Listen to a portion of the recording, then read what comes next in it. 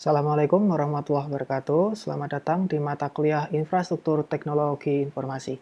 Bersama saya Fahri Alzami. Di sini kita akan membahas tentang protokol jaringan.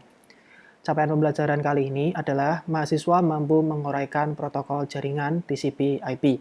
Nah, kemampuan akhir yang diharapkan dari sesi ini adalah mahasiswa mampu menjelaskan tentang macam-macam protokol jaringan serta menjelaskan tentang upper layer. Di sini subbabnya adalah pengenalan OSI, pengenalan TCP/IP, cara kerja antara lapisan protokol, serta perbandingan OSI dan TCP/IP.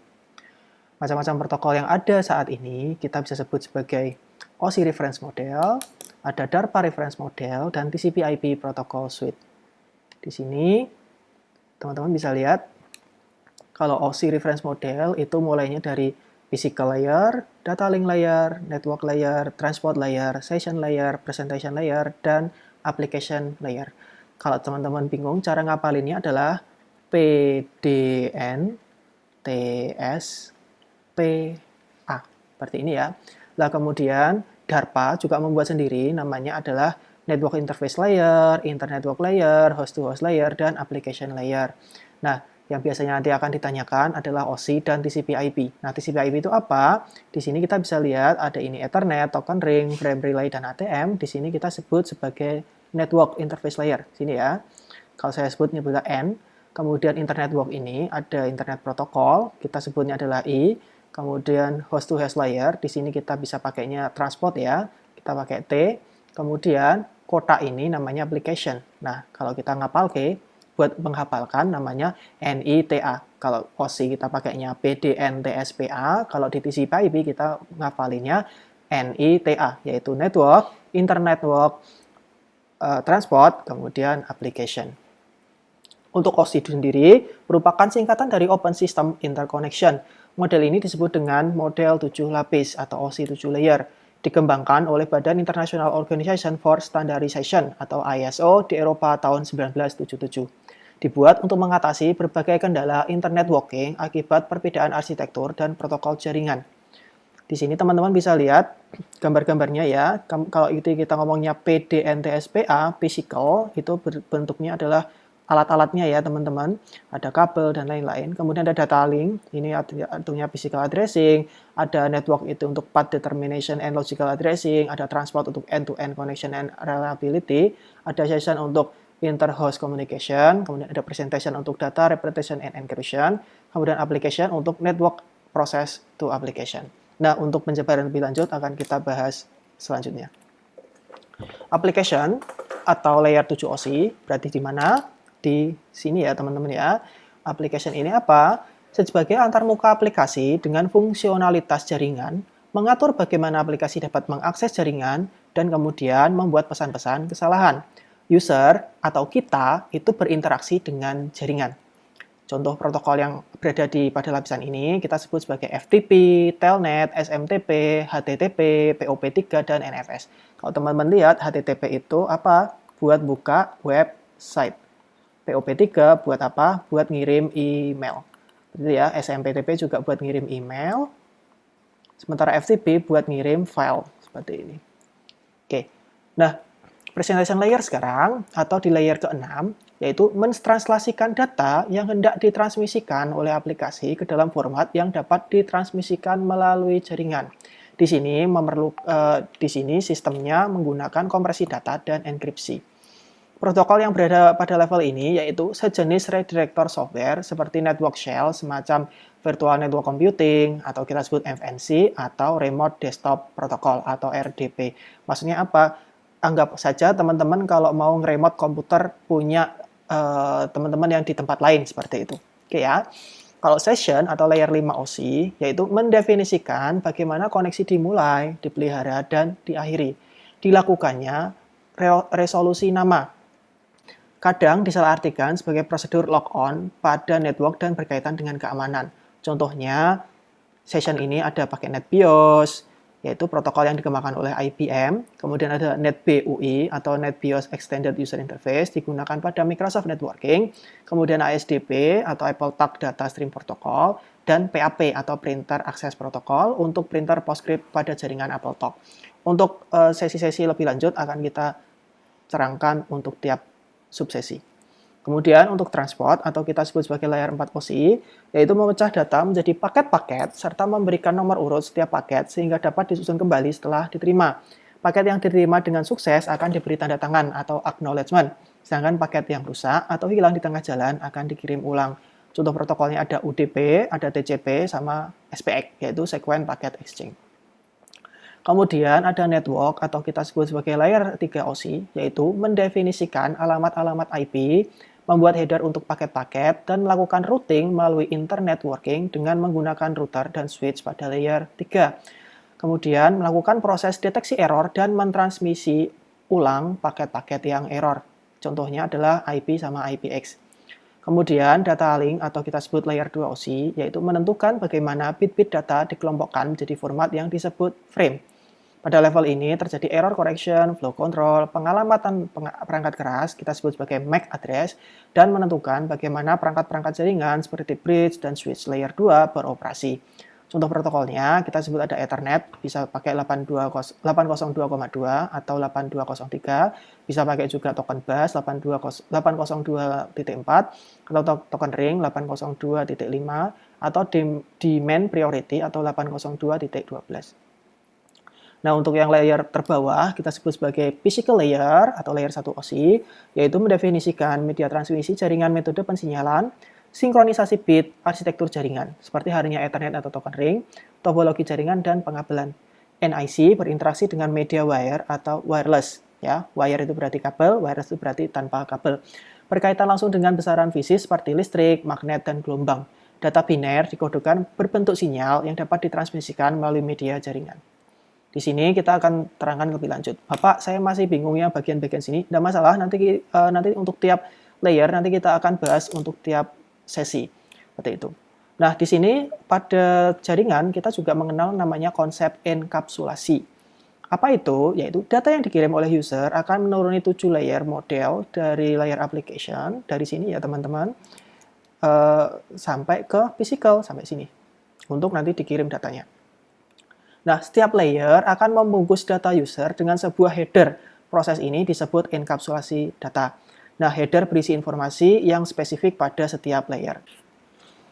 Baik, contohnya kita akan pakai, katakanlah di sini ya ada web server. Katakanlah teman-teman lihat adalah facebook.com. Mau ngirim data ke kita nih, mau ngirim data ke sini ya. Nah, di sini misalkan kita butuh namanya app data. Kalau web server misalkan kita pakainya HTTP. Sini ya. Nah, di sini HTTP, kita butuhnya apa? Jadi HTTP ini misalkan kita angka 1 ya. Ini angka 1 namanya apa? Namanya adalah katakanlah app data. Seperti itu. Kemudian app data ini akan turun ke mana? Karena kan mau dikirim kan teman-teman, maka dikirim ke transport. Nah, di transport ini layernya namanya TCP. Nah, TCP itu nanti dia akan nulis data. Kita di sini ya. Nah, dia akan memberikan header. Istilah kita bungkuskan ya, enkapsulasi. Berarti namanya adalah TCP header. Header ya. Nah, di sini. Ini bentuknya nomor 2, berarti ini adalah nomor 2. Nah, kemudian di network, di network ini akan turun, di network ini akan diberi header namanya apa? IP. Nah, di sini teman-teman bisa lihat ada IP. Di sini ada IP header. Kita masukkan ke sini, ini namanya 3. Berarti ini angka ke-3. Nah, setelah IP, berarti kita masuknya ke mana? Kita masuknya ke network. Nah, di network ini, atau di data link ini kita sebut sebagai apa? Ethernet, teman-teman. Ethernet, ETH. Nah, bentuknya apa? Bentuknya frame, teman-teman. Nah, bentuknya frame ini berarti apa? Di sini kita tulisnya adalah ETH header. Nah, kalau ETH header kayak gini, berarti harus ada ditutup, teman-teman. Karena ini kan proses terakhir ya, dibungkus yang terakhir. Berarti ada ETH header, ada ETH footer. Seperti ini. Atau ETH trailer. Seperti ini ya. Trailer. Seperti itu. Nah, setelah itu datanya dari ini, satu kotak ini ya teman-teman, akan dirubah menjadi listrik nih 1010 seperti itu. Habis itu akan dikirim lewat kabel atau pakai wire. Oke. Kemudian kalau dekapsulasi, nah tadi dari Facebook mau ngirim ke kita nih, ngirim ke saya seperti ini ya. Berarti dari paket yang tadi 1010 akan dirubah bentuknya kembali menjadi sebuah paketan ya. Paketannya apa? Yang seperti ini, ETH header, ada IP header, TCP header, data app data, kemudian ada ETH trailer, maaf. Nah, di sini nanti akan dibuka satu-satu sampai kemudian akhirnya di sini menjadi app data. Seperti ini. Oke. Kemudian ada pengenalan TCP/IP sama kayak di pertemuan sebelumnya kita menyebutnya sebagai NITA. Ya, kita akan lihatnya seperti ini. Ada network access, internet, transport, sama application. Kita sebutnya adalah NITA. Oke, kalau teman-teman tadi lihat, kita di mana? Di sini ya. Kalau teman-teman ngapalinnya gimana? Teman-teman lihatnya, cara ngapalinnya saya, biasanya saya pribadi akan nulis dulu, OSI dulu, PDNTSPA, kemudian kalau saya mau ngapalin NITA itu jatuhnya di mana, gitu ya. Saya akan tulisnya adalah 2, 1, 1, 3, gitu kan, 2, 1, 1, 3. Jadi saya buat dulu, oh 2, saya kotakin 2, oh, berarti P sama D itu pasti adalah network interface. Kemudian 1 itu berarti network, 1 itu berarti transport, berarti 3 itu langsung saya sebut sebagai application. Jadi saya ngapalinnya 2, 1, 1, 3. Ya, jadi biasanya saya nulisnya PDNTSPA dulu, habis itu kalau misalkan teman-teman lupa, kalau di TCP/IP itu konsepnya berapa, tinggal tulisnya aja 2113. Nah, kemudian keluarnya seperti itu. Oke, kemudian kita lanjut lagi. Meski model OSI telah diakui secara universal, namun standar yang dipakai internet hingga kini adalah standar TCP/IP yang kita pakai sekarang, teman-teman. Nah, model TCP/IP dan TCP/IP protokol suite memungkinkan komunikasi data antara dua komputer dari manapun dengan sangat cepat. Nah, model TCP/IP ini dibuat oleh Department of Defense atau DoD Amerika karena menginginkan sebuah network yang bisa survive dalam kondisi apapun, meski dalam keadaan perang. Oke. Nah, di sini sama kita ada NITA ya, NITA. Di sini ada application, transport, internet, dan network. Kalau teman-teman lihatnya apa? 2, 1, 1, 3 gitu ya.